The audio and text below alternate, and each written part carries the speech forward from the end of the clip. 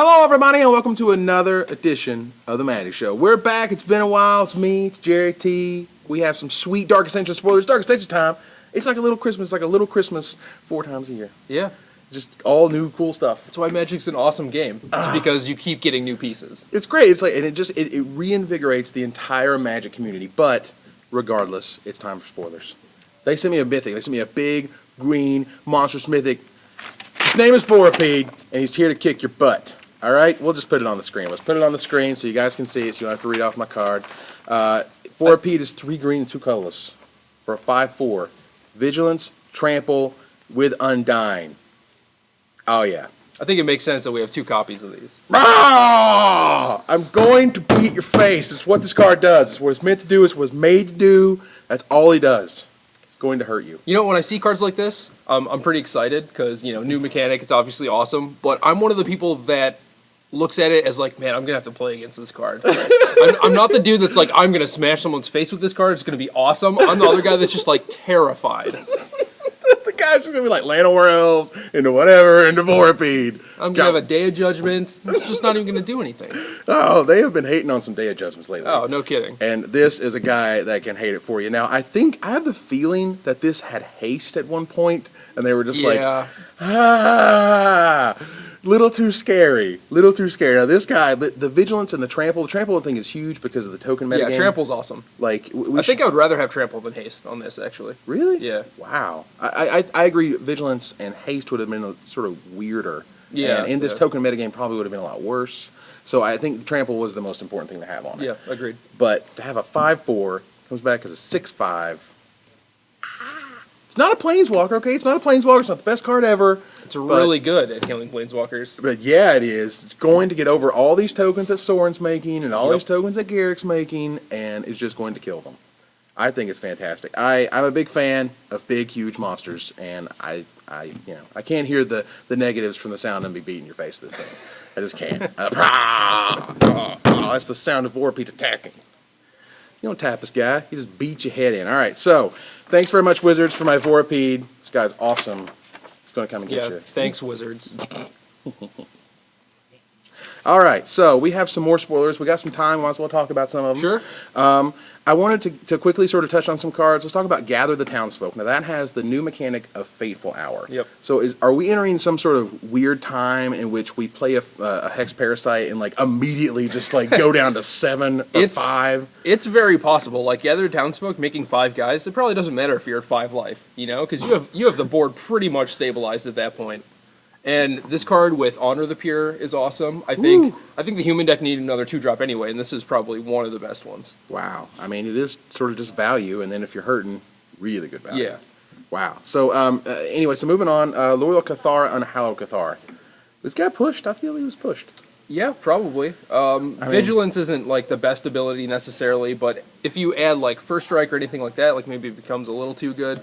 And it's nice, too, because, like I said, the human deck needed another 2-drop, and now you have plenty of options. One that comes right back. Like, it was always about, like maintaining the pressure, the ability to maintain the ability of having something on the board. And I think they sort of just, like, gave you Vigilance, you know? I don't know if Vigilance was really necessary. Yeah, it is basically a throw-in. Right. You know, like, here, enjoy this. Just one more reason to play this card. Now, Seance was revealed, as we're filming this yesterday. And on Twitter, and via Aaron Forsyth, and I think it's like the coolest Johnny Rare ever. It's pretty sweet. The problem is there's other things going on, like Sun Titan, Unburial Rights, that type of stuff. Like, you kind of already have that effect. Mm-hmm. And, you know, obviously you can do bigger and better things with this, because it happens every single turn. Woo! But now, like, you know, people are getting crazy. Like, once you throw in Sundial of the Infinite, guys, like, yeah. you've gone, like, a league too far for a constructed playable deck, but super, super fun. Should be crazy great in any casual format. Yeah, that you can think Commander of. seems like a pretty good one for this card. Absolutely. So, Thalia, Guardian of Thraben. How you like those Thorn of Amethysts? Yeah, that's another card that I'm just like, I don't want to play against this thing. If I'm playing a control deck, you know, this thing is just going to beat the crap out of me. And First Strike makes it a pretty relevant beater, too. So. Yeah, I mean, with all the tokens around, I mean, you have your Glow Riders, and then you have your cheaper First Striking Glow Riders. Yeah, this guy's good. This guy is actually very good Modern, too. Oh, yeah? Yeah. Oh, that's great. So, so another 2-drop for the human deck. Increasing confusion I wanted to talk about because I felt that, sanity grinding was always this weird, angle deck that no one really saw coming. It was so close to being awesome. Right there. And so cards like these that I really think sort of push the milling a little bit further than they've pushed it before, or they have in some time. Could it do anything in that type of strategy?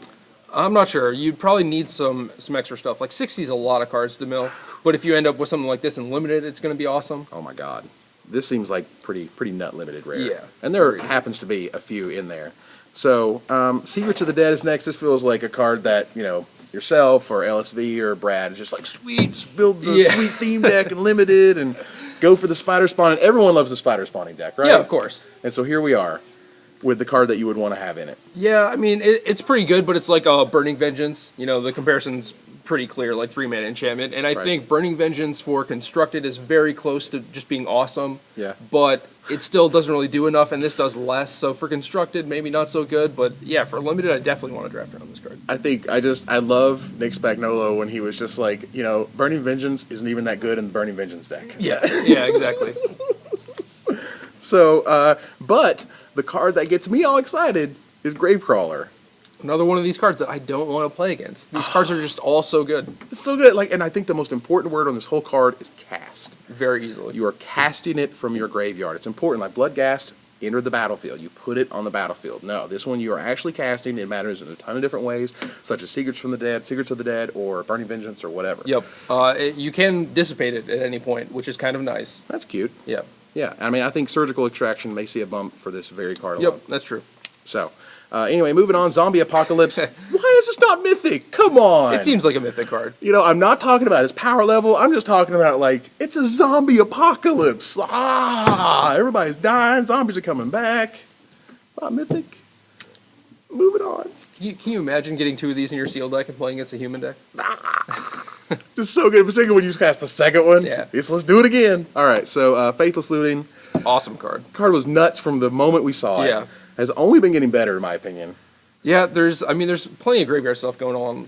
Gravecrawler and even like Seance, stuff like that. I mean, there's plenty of things that you can do with the Careful Study, especially one with Flashback. Yeah, and I mean, you thought Desperate Ravens was good, and here they give you this Careful Study in red.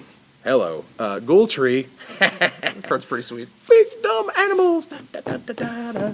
I love huge monsters. This is a 10/10 that, there's going to be, I think there is going to be like a spider spawning mulch something. Yeah, maybe.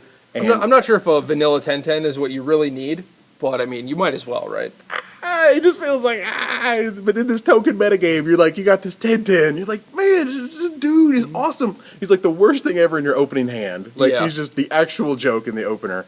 But, if you could give him trample, there's all these things where you're like, if you can make this card better, but you should probably just play maybe something not. else.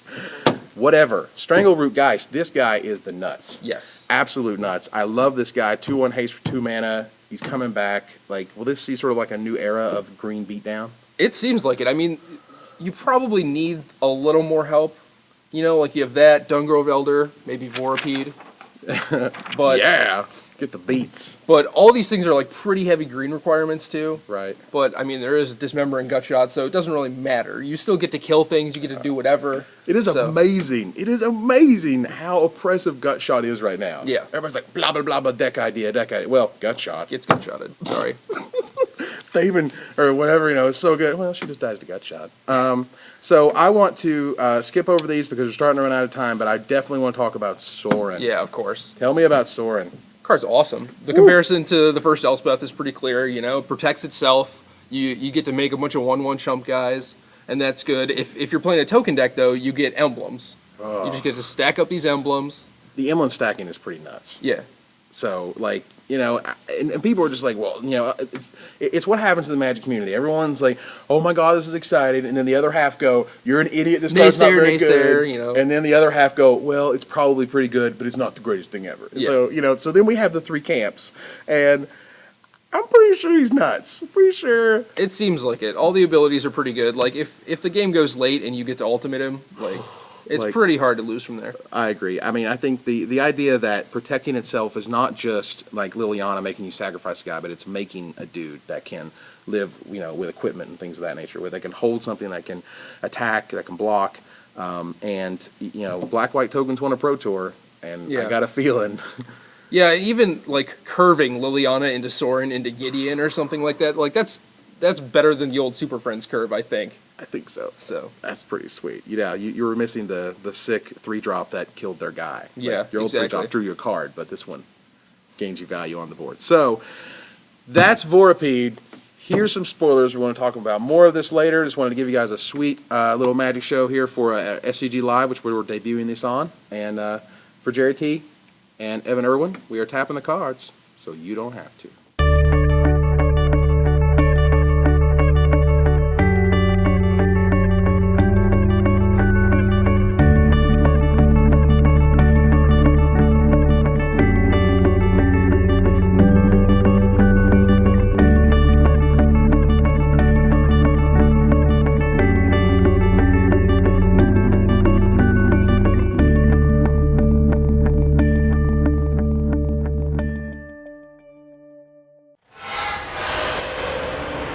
I always like the fatties.